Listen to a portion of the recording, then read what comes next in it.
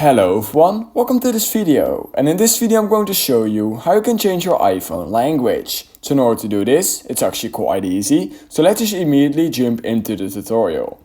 So once you have your phone unlocked, all you need to do is head over into the settings app, and you want to scroll down till you find general right here.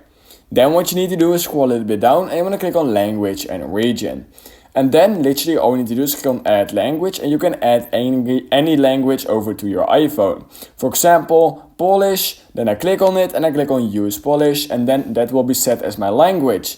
Now if I want to quickly switch between languages over on my iPhone, all I can do is, for example, where you can see right now that English is set to my preferred language. But if I want to make it Portuguese, all I need to do is swipe Portuguese to the upside, just like this, and click on continue. And then my phone will be set into that language.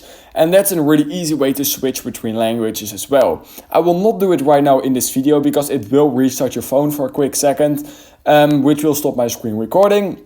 But this, trust me, is really easy to do.